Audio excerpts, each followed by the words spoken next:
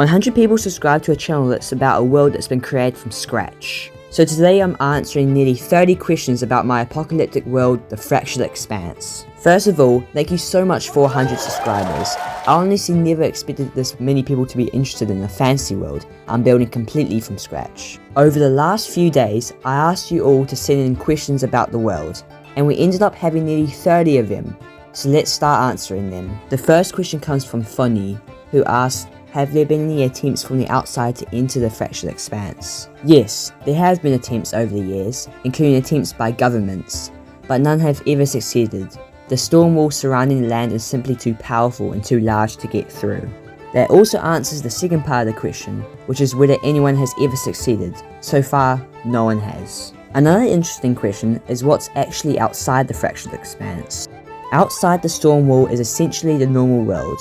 The Expanse itself is located mostly in Canada, although the story takes place in the future, so some things may be different.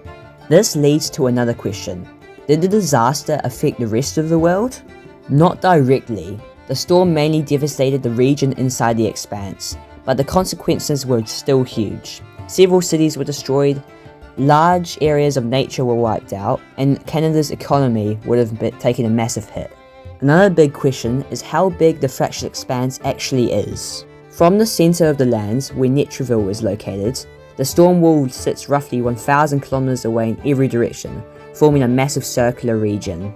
That leads to another question. Could a plane simply fly over the storm wall?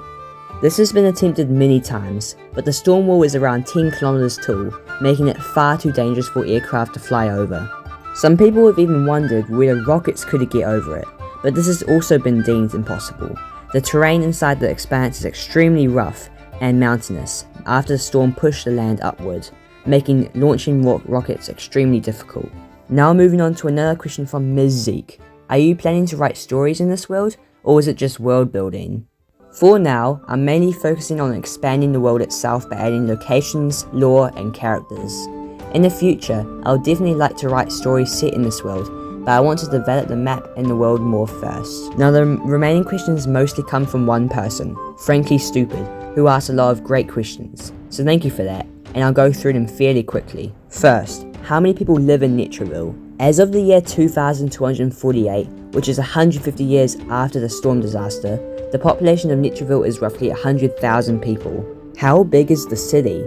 The city is built inside a circular defensive wall that measures about 10 kilometers in diameter. How do people get food?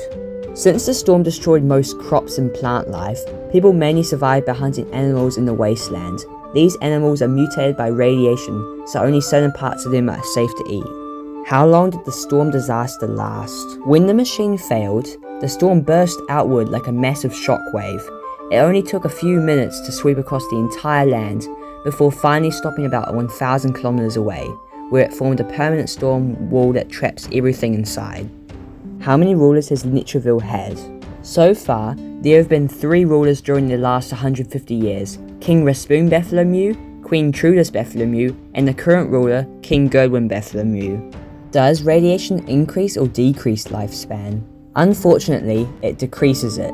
While people in our world live around 70 years on average, in the Expanse, the average lifespan is only about 40 to 50 years. Where does the water come from for Satan's Lake? The lake was formed from rivers connecting to it. These rivers are formed way up in the mountains of the Great Storm Dunes and flow right through the land. The water is green and toxic, making it undrinkable without a purifier. Could a submarine enter the Expanse through a river? No. The combination of toxic water and violent storm conditions makes it impossible for submarines to get through. What does the market in Netreville sell? The market mainly sells animal meat, purified water, and scrap materials. Scrap is extremely valuable because resources are scarce, and there is no currency in the Expanse. Everything is traded instead. How did people trade before the market existed? Before the market was established, people simply made direct trade deals with each other. Are you planning to create other worlds in the future? Right now, I want to keep expanding the Fractured Expanse for a long time. This is a project I'd like to work on for years, but I may experiment with other worlds as side projects someday. Is there a timeline for the world? Yes, the storm happened in 2098, and the map we are currently exploring takes place in 2248, which is 150 years later. If you create other worlds, will they be different genres? Most likely yes. If I'll make new worlds in the future, they'll probably be quite different from the Fractured Expanse. Will we eventually see the full world once it's finished?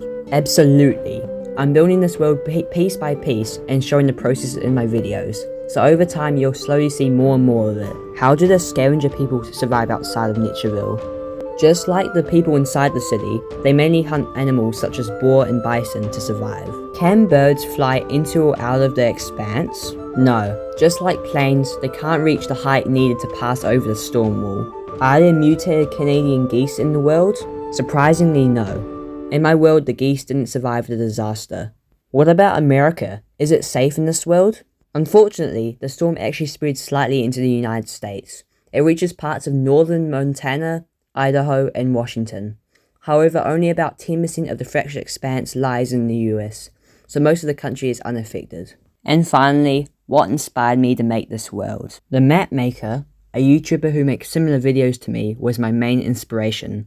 His videos are really good and I recommend checking them out. Thank you all so much for sending in these questions. I really enjoy answering them because it helps expand the lore and make the world feel more real. And once again, thank you for 100 subscribers. This is only the beginning of the Fractured Expanse. Before you go though, I have one question for you. If you could explore one place in the Fractured Expanse, what kind of location would you want to see? Let me know in the comments, and I might turn your idea into a future video. See you all tomorrow.